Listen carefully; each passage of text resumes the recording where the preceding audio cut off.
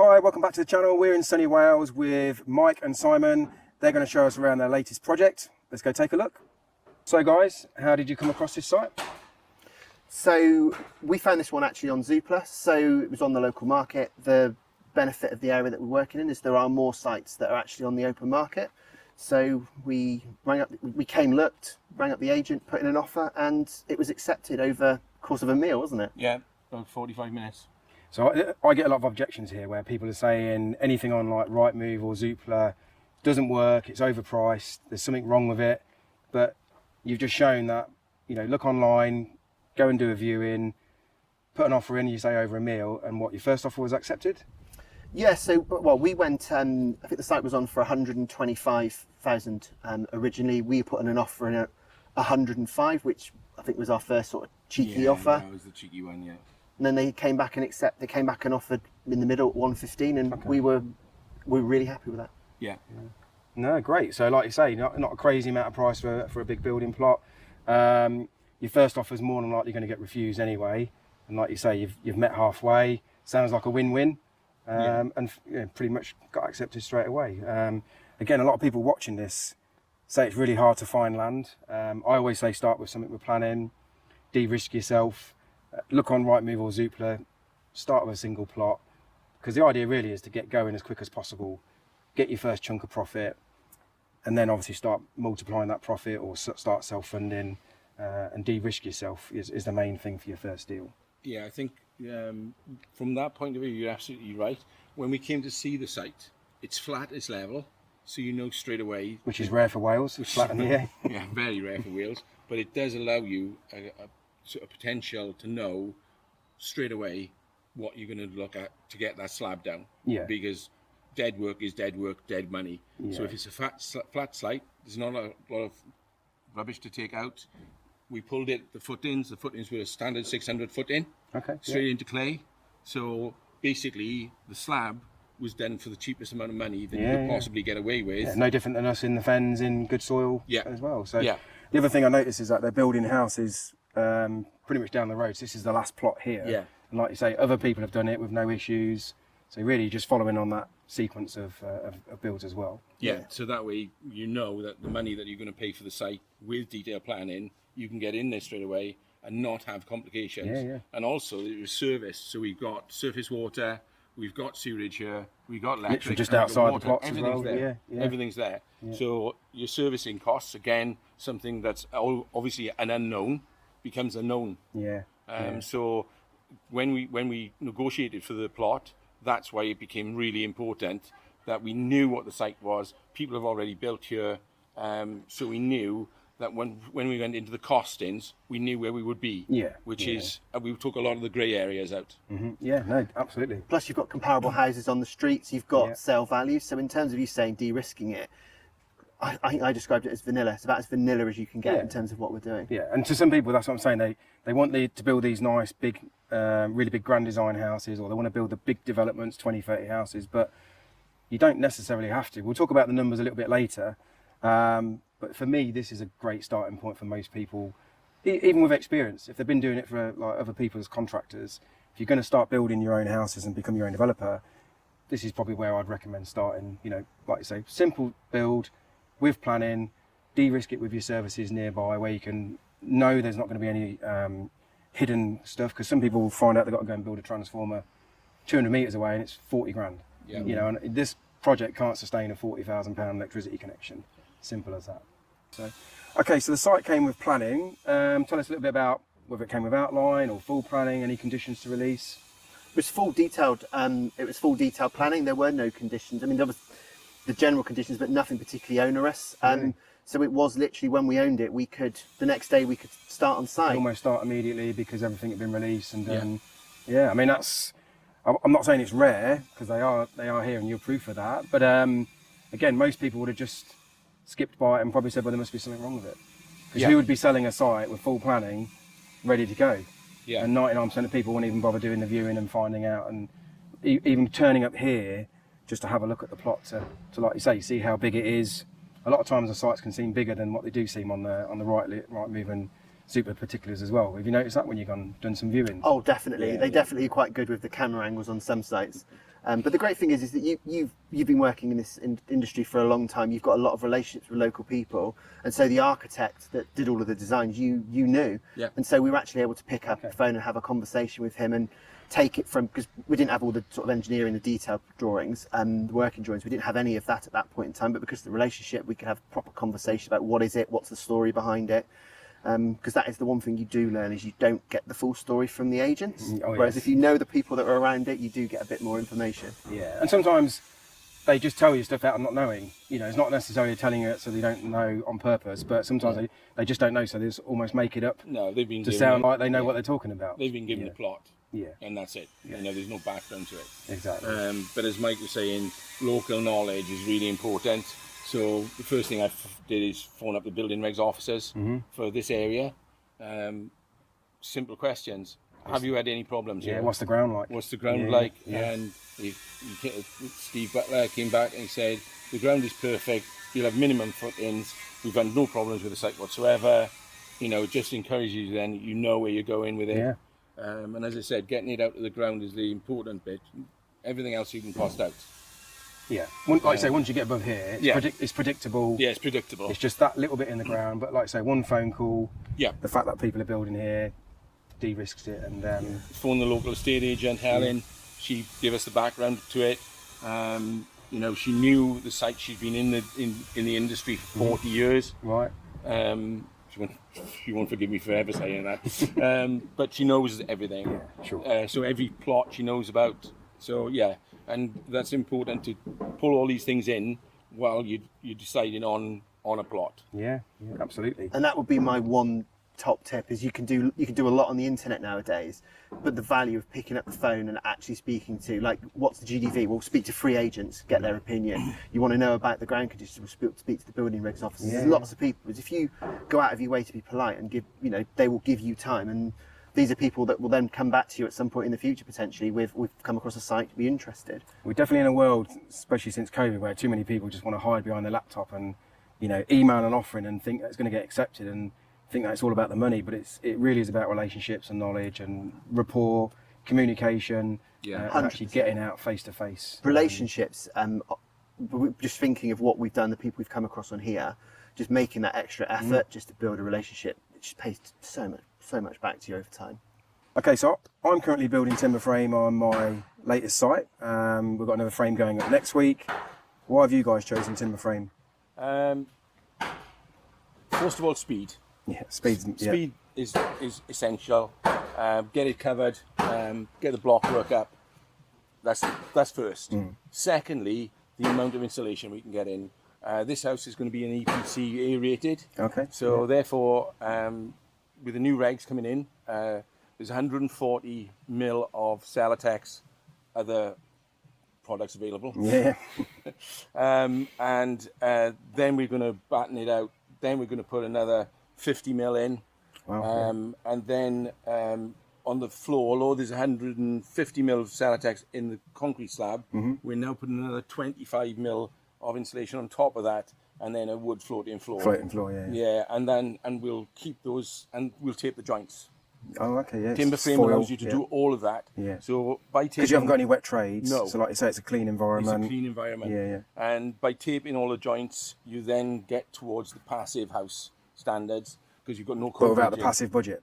Without the passive budget. Almost there, yeah. So you know, the tape is expensive, yes, but in the long term, when you are looking to sell this and you're offering EPC A rated, you're way out in the market. Yeah. And of course, you can then charge for that. Yeah. I mean, I used to think the EPCs were a bit of a waste of time, but obviously as the time's gone on, energy is everything. Yeah. And you've got to think about it. You know, someone's going to go and pay £600,000 for a house, and they may be retiring or something like that.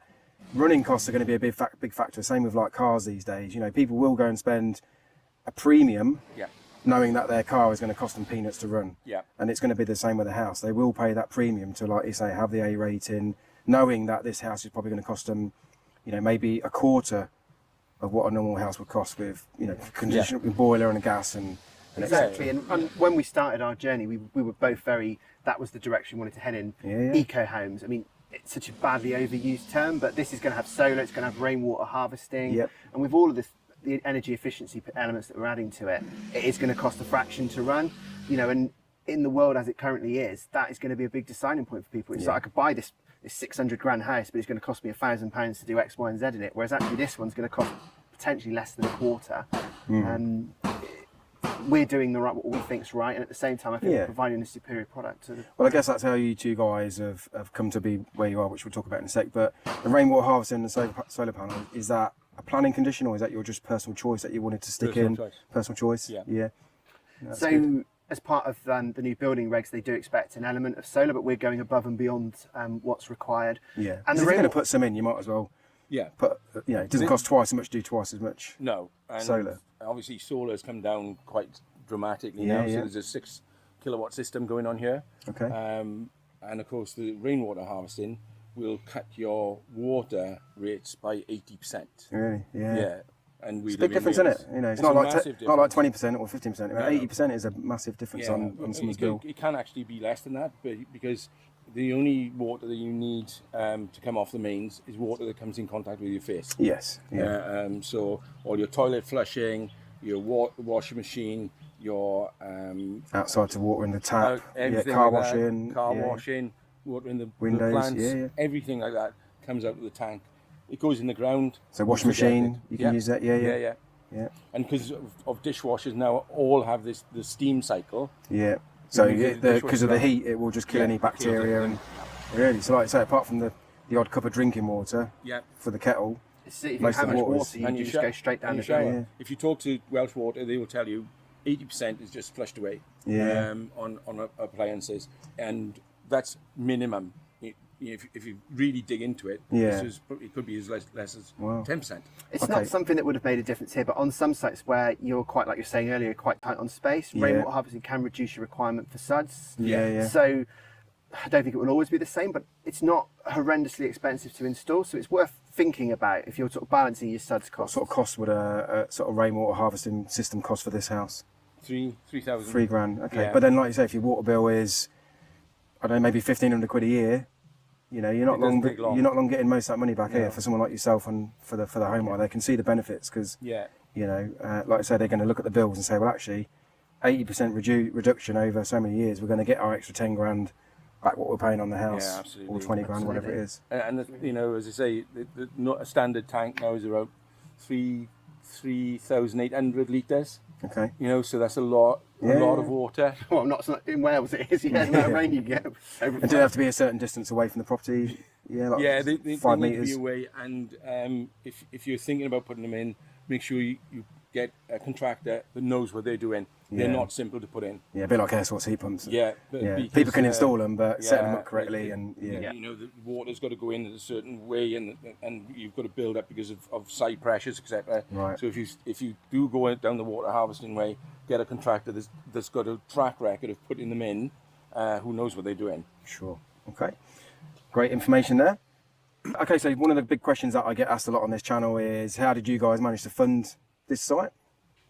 Okay, so the actual purchase of the site we funded for a private investor. So my previous journey before this was that I worked with investors, portfolio building effectively. Okay. So we worked with one of the investors that fully funded the actual purchase of the site. Okay. And then we worked with Orion Finance to obtain the development finance to actually cover the cost of the build. So they'll fund 100% of the build, and all the professional fees. And they do that in drawdowns as in stages of works in arrears, yeah? Yeah, the product that we were able to choose meant that we did get money up front, and we are now sort of going through and doing the drawdown process. But the world as it currently is, things take a lot of time, and there's a bit of stress around that. But effectively, we funded this pretty much no money down of our own money. Yeah. So again, a lot of people watching this channel were like, "I'd love to do that, but I haven't got the money." Private investors. I mean, they're just normal everyday working people that you've just built up your network with. They don't walk around with a private investor badge, as some people may think. It's just about having conversations and talking to people about what you do. This investor in particular, I met through LinkedIn. He tried to sell me. I went on a video call and sort of then sold to him. He bought a couple of houses that I managed as part of my sort of portfolio building, and from there the relationship's just built to this. And has your investor been to the site? No, I've sent him updates Really? frequently. He's quite happy. He's retired and he's quite happy sort of doing his thing, but I send updates regularly for it. He did come initially. When he bought the plot. Yeah. I suppose they want to see the tangible thing before because they hand over the money. Yeah, nobody's going to go, here's the money. He came to see it. We went through, we explained the build process on it because he had no real building experience. You could see then what we've talked about, it being flat and all the conditions being right, which gave him the confidence then to go forward with us. Okay, Yeah. cool. It is possible. It is work that has to go into building that relationship, and fortunately, because like I'm sure we'll talk about it in a second, I had no actual development experience before this, but because Simon had actual real world examples, Gave him a bit of confidence with the money. Yeah, and you could go and sort of look around and see that actually Simon has built stuff before, and it's not a wonky shed that's falling down. I mean, there will be loads of trades watching this watching this channel. Like I say, more than capable of building stuff like this. So they are very investable because, you know, if there's a problem on heat, you've been there and done it. Yeah. You know how to plan the program, work in advance. You know what sequence of trades to get in. Not saying you couldn't do it, Mike, but it's going to take you a little while to figure out, and that's why you two form the joint venture. Yeah. Because, like I say, you don't need to worry about this side because Simon does it day in, day out, and been doing it for years. Yeah. Okay, so we come upstairs. Had a look around the timber frame. Really nice sized rooms. What would be your overall numbers? So gross development value, what the project's going to be worth when it's finished, your build costs, and then your profit. So GDV we expect to be between 550 and 600. Okay. Now originally you said something around 350 because it was a 3-bed. Is that right? Yeah. Yes. So when we purchased the site, it had planning permission for 3 bedrooms, which is what you see. But all the other streets on the road have got the attic space in use. So there are 2 extra bedrooms. So the difference between a 3-bed and adding in 2 attic rooms is basically added over 200k to the actual GDV, whilst adding minimal amount to the actual construction. And like you've not really changed much on the planning, just 2 extra bedrooms. We talked about 1,500 quid for the attic trust price. Like I say, 2 extra bedrooms of en suites. No, they're not en suite. So it's basically en-suite. 2 bedrooms with a bathroom in the middle. Okay. And 200,000 extra for maybe £30,000 worth of work at the most. Yeah. I think the bathroom in the middle may end up as 2 en suites. Right. Because that's where the market is really. Yeah. Central bathrooms, it'll take up the same amount of space. Yeah. So we'll probably, and we don't need planning permission change for that. It's just, internal. It's just aesthetics. Really. And you've got to put your services there, hot, cold water, waste Exactly. anyway. So like I say, divide them up. What do you need? 2.5, 3 square metres for an ensuite? Yes. Yeah. So it just shows in it, again, looking at planning, sometimes the deals don't work. What can we do to add the value?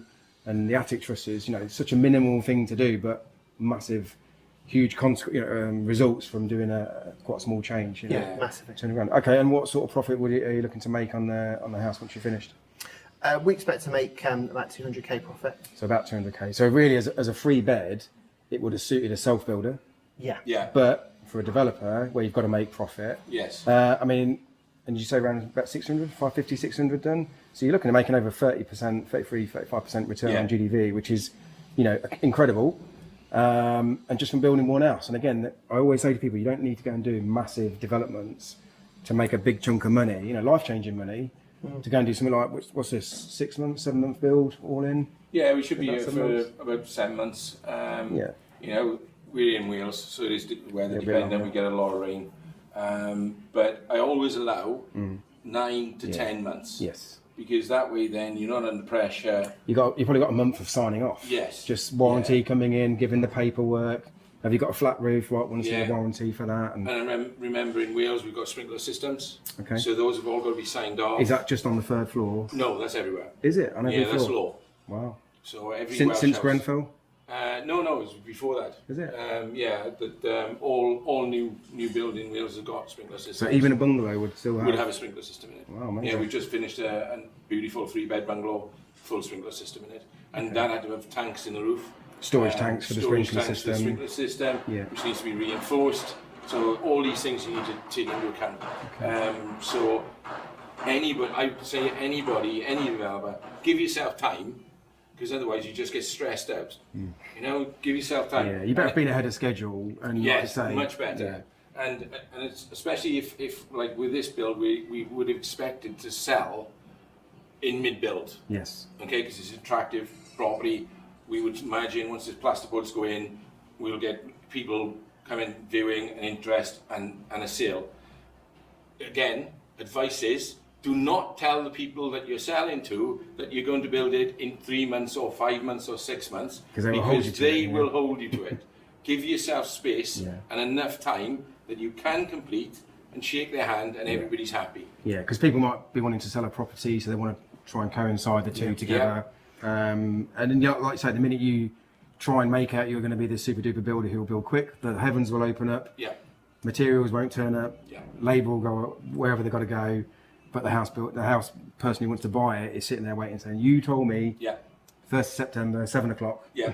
But this is the big and learning point. And they'll be camping outside. Yeah. But this for me has been the big learning point, is that things do take longer, particularly at the moment with solicitors, legals, finance, and you can, you know, if you say 7-9 months, let's say, to build a house, you break that down, that's not that many weeks, and you can easily lose a week because your scaffolding company's got committed on another job, or such and such is off on holiday or sick. You know, give yourself plenty of time. If it comes in early, brilliant, you're winning. But if you don't want to be in the position that it doesn't come in where you expect, and then you are then in poo street because you not anticipated or planned for it. Good advice. Okay, so what were you guys doing before you obviously joint ventured and decided to do this? So I've had a really varied career. I was a police officer, police detective. Didn't enjoy the amount of time and toll it took on my life and on my marriage. And so I left that and went down the entrepreneurial journey and done a few different things. The last few years I've been working predominantly in property, sourcing, portfolio building for investors. This has always been my dream, ground up developments. And after obviously meeting yourself, Andy, and going down that route, Simon and I have talked about a few projects sort of around at the time when we first started to work together, and all that's led us to where we are today, where Simon and I are working together on this and other projects in the area. So you're already in construction before you met Mike? Yeah, for years. I started my career as an electrical engineer. Okay. And like all electrical engineers, doing hobbles on self-builds and different things. And I looked at it and thought, I'll give this a go. So I built my first house when I was 25. Okay, great. Sold it within about a year. Obviously, there's no tax to pay on that, which was great. Yeah. And then built another one, and then found a plot for 4 dormer bungalows and built those. Give my job up, and then started in construction, and that led to other different sort of avenues. And our latest project that we did was to build the first zero carbon village for tourism in Britain, which also features the only passive accommodation for tourism in Britain as well. So we got 2 firsts, which I credit to a crack team of people that work with me. It's nice to stand back and say, you know, we've done that and be proud of what you do, which is, I think, for a lot of people watching this video who want to become their own developer, it is all about building that high quality product that they can put their name to. Like you say, eco side of things is big for you guys, as I'm sure it is for a lot of the viewers. It is about saying, well, look, there is the option to do this better than what people have got access to at the minute. For not a lot of extra money, and people will pay that little bit of money to get a lot extra. Bit more bang for the buck. And for us, it's about being proud of what we've done as well. Yeah, to be proud of what you do. And the other thing is, be prepared. When we first started Brecon View Eco Village, we were determined to be zero carbon. Be prepared to go on a massive learning curve. You know, it was a 5-year learning curve of how to achieve it, with engineers and architects and a team of people behind us working together to actually achieve it. Because when we said we were going to, they said, you want to achieve it.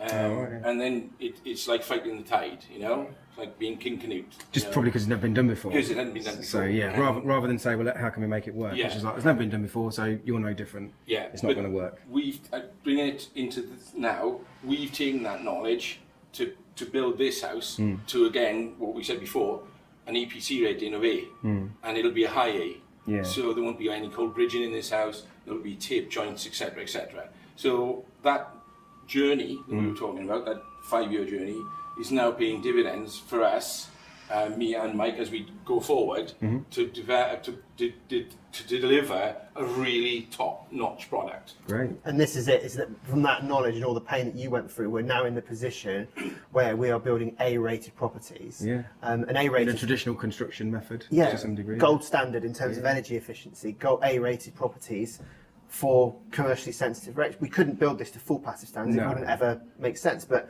we're getting 97, 98% of the benefits of passive in a house that we're building at a really competitive price. Me and Simon are in our early 20s, aren't we? So, but is it fair to say, and I'll definitely say I am, would you say you're still learning on every single time you build a house? Oh yeah. Things you do differently, yeah. or, you know... And we were talking earlier off camera about the new installation thing, and we were working with my site manager to make that installation work even harder for us, and we came up with a plan. And again, that was now we'll take it with us every time, where we actually join the surface, the concrete installation to the actual wall installation to form another envelope. Yeah, all foil tapes. All foil tape, all air. Which is almost airtight at the insulation level. Absolutely. Beyond the plasterboard. Yeah. And that just rules out cold bridging, and cold bridging is what is the biggest enemy to houses. Great. We're going to go downstairs now because the guys are holding their hammers back to wait to get back to work. Cool, let's go. So, every building comes with its challenges. Apart from the lovely Welsh weather, which is here today, what sort of challenges have you had? I mean, from before getting on site, the main challenge was just time, how long everything takes, you know, with solicitors and with development finance. We've got our own team, so we need to make sure that we've provided them with work, and there's only so much you can give them when you're waiting for your project to come through. So from my perspective, that was the hardest challenge, was just to get everything lined up. I think it's been fairly plain sailing since we've been on site. Appreciate we're at an early stage, but it's been relatively... Simon's the builder and managing the build. Any challenges from your side? No, not really. I have to say... got a good team. Because we've already got an established team of working professionals, we all know what we're doing. Everybody knows what everybody else's role is. So from a point of view of getting on site, but I agree with Mike, getting on site has been the most difficult of all the challenges. Once we're on site, it's pretty well oiled. But going back to potentials, last year we got caught really with our pants down because of all the increases, because obviously the world went to war, and sheet materials went through the roof. Insulation just doubled within, and then again. And sheet materials went up 4 times. Yeah. So they were quadruple what we were paying originally. Yeah. They've come back a little bit now. But that is something that you have to factor in. So that's why you have a contingency in your budget. Which is bringing me to the contingency. Make sure your contingency is at least 20 to 25%. So you put good size contingency in your build cost. This 10% you'll get caught off. The 10% will be eaten up with screws and hardware that you mastic. don't... Look at the price of mastic now. And all those little things that you don't go in with a realistic... It's like I say, bricks, blocks, quite easy to work out per metre, but then you've got all these little bits, damp proofs, weep holes. I mean, weep holes like 50p now. Yeah. You know, brickies are just throw them all at wall ties. Yeah. Well, as a developer, you go around in the evenings picking them all up, and they're like, "Whoa, you're tight," and it's like 25 quid there. Yeah. You know, and they'll be 25 quid down again tomorrow, and again tomorrow. And I might say, "Yeah, but you're making hundreds of thousands of pounds." But only if you look after doing this, then you're going to chuck it all down the drain. Look after the pennies. Look after the pennies. You know, another thing that would be advice is, you know, you don't need to QS it, but make sure you know your prices. You know, don't guess stuff. Yeah. Because people guess stuff. And you know, people that we build for, they have no idea of actual costs. Yeah. So price your stuff up. Yeah, I mean, you're probably going to have 20 doors in here by the time you've got wardrobes and that. Yeah. You only got to be 5 or a door handle out, and 100 quid on it straight away. They might only seem 100 quid, but 100 quid on door handles, you know, 50p a metre on skirting, £1 a sheet of plasterboard. Before you know it, 10, 15, 20 grand straight away. At least, you know, and you can just keep going like that. And although builders merchants don't do it so much now, try and get a fixed price for the contract. Yeah. So that you don't have to absorb the. You've definitely got to play the increases. builders merchants around and shop around. And, Yeah, definitely yeah. play them off against each other because they will try and get the biggest margin they can out of you. So if you're ordering a pallet of plasterboards, don't just go to one merchant because you like the guy. Go to 3 merchants.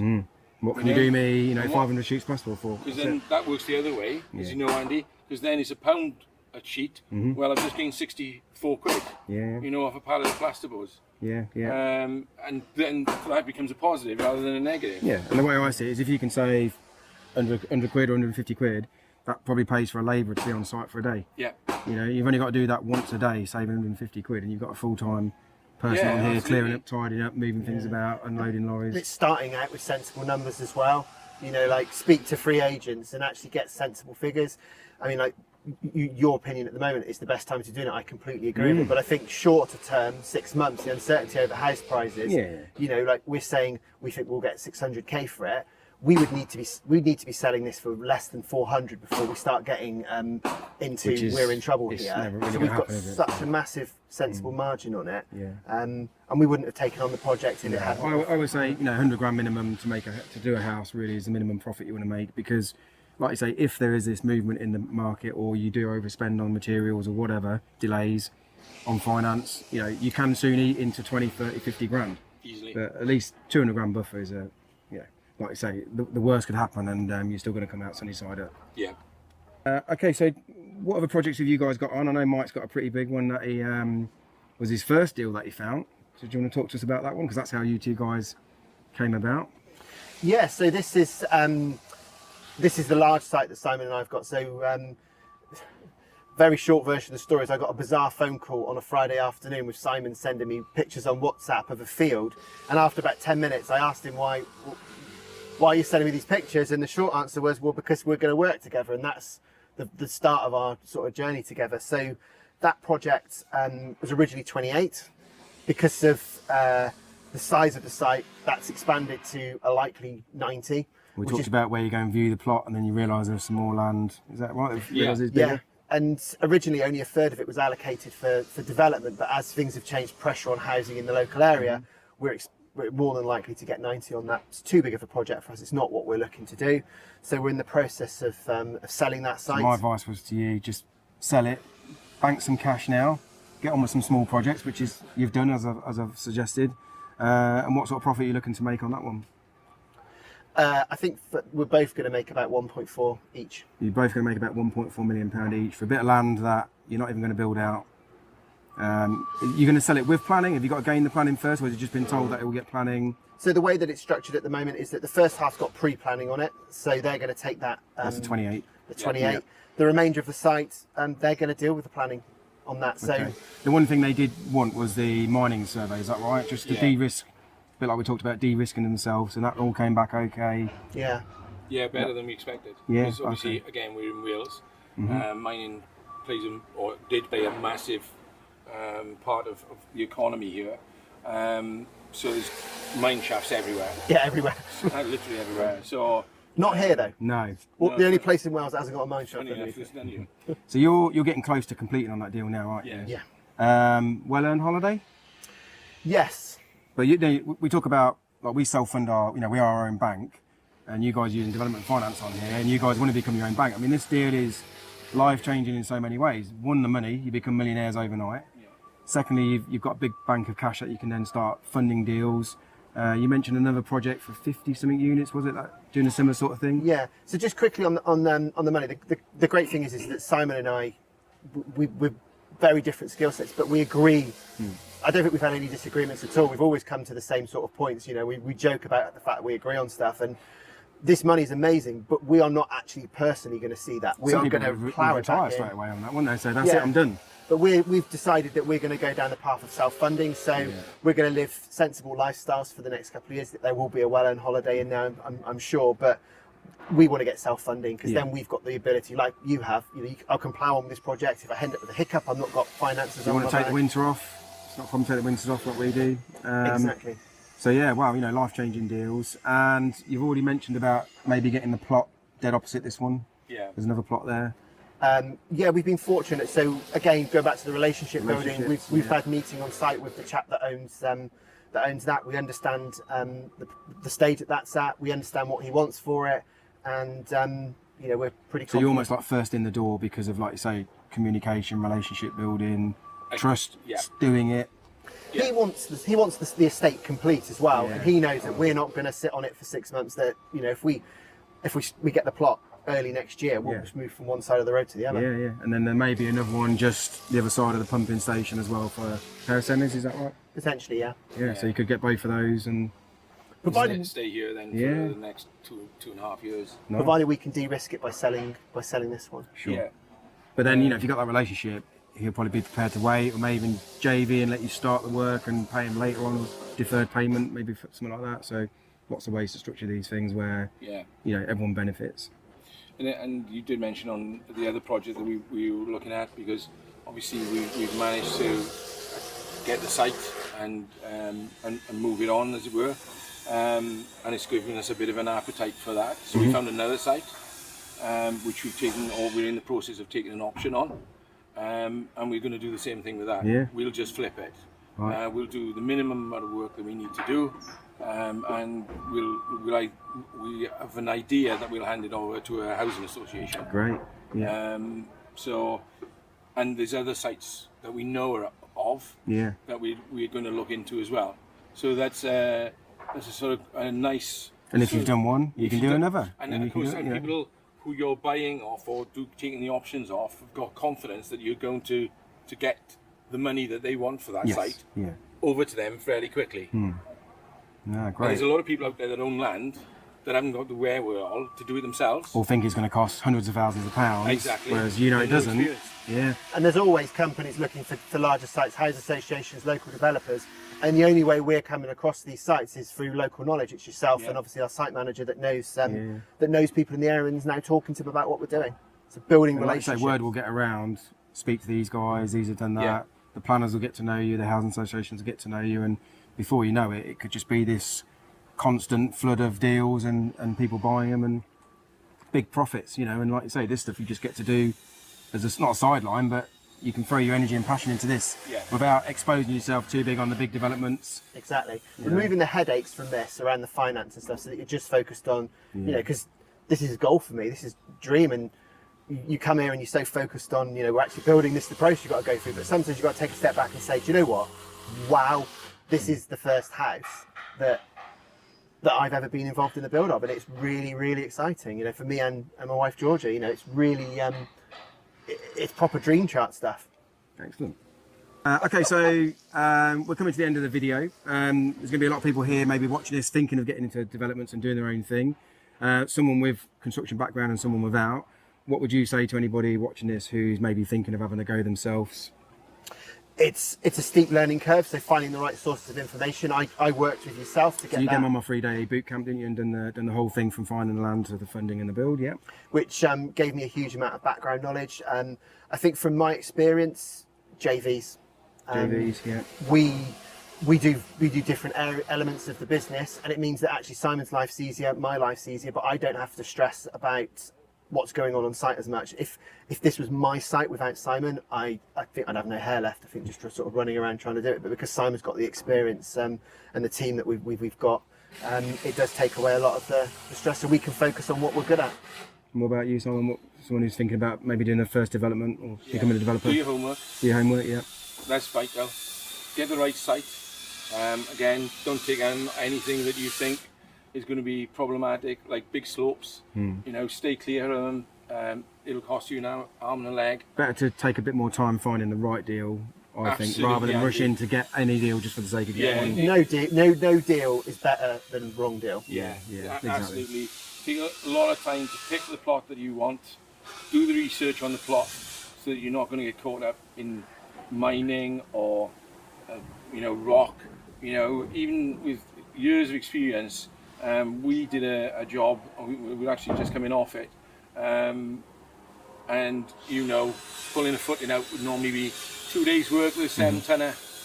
Well, we were there for 5.5 weeks. Wow, what with Pecco? And it was all Pecco. All Pecco, we literally took the top surface off and it was just pure rock. Wow. we blew £2,000 worth of hoses in 5 weeks.